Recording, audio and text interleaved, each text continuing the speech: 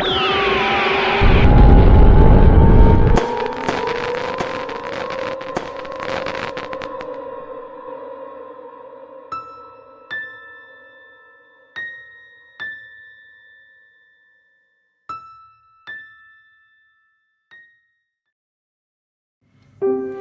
kedalaman hutan tropis yang lebat dan rimbun, di antara pepohonan yang menjulang tinggi dan rindang, hiduplah seekor kelinci putih bernama Mimi.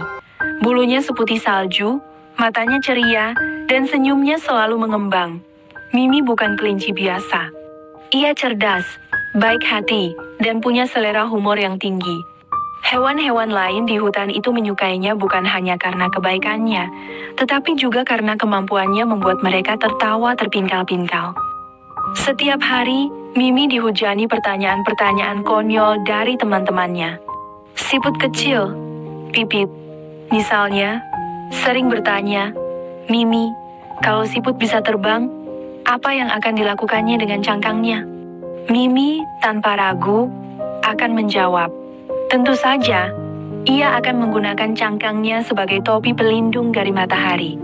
Jawaban-jawaban Mimi selalu tak terduga dan sama konyolnya dengan pertanyaannya, membuat semua yang mendengarnya tertawa lepas.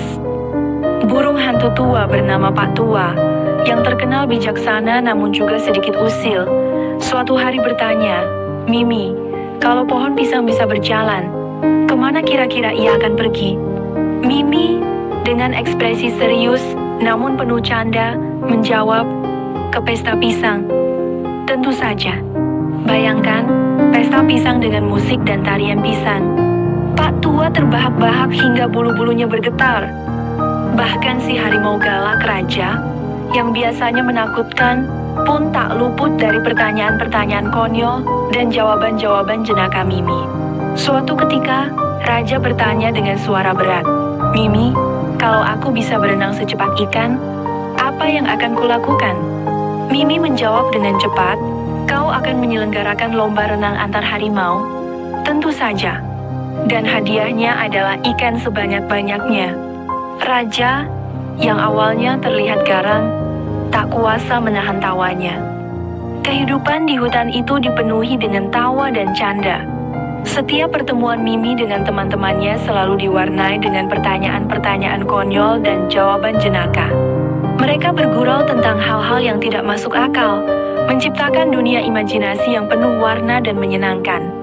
Mimi bahkan sering membuat cerita-cerita lucu tentang petualangan-petualangan hayalan, seperti kelinci yang naik sepeda ke bulan, atau beruang yang belajar menari balet.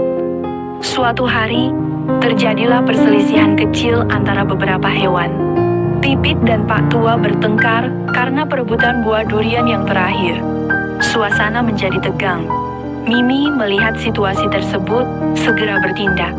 Ia menceritakan sebuah cerita lucu tentang dua siput dan seekor burung hantu yang bertengkar memperebutkan sebuah biji rambutan yang berakhir dengan mereka semua tertawa bersama karena kelucuan cerita tersebut.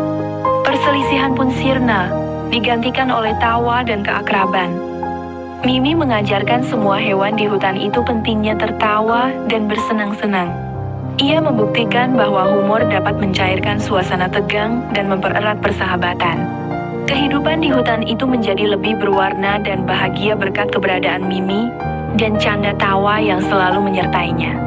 Mimi, si kelinci putih cerdas dan baik hati, menjadi simbol kebahagiaan dan persahabatan yang abadi di hutan tropis yang lebat dan rimbun itu.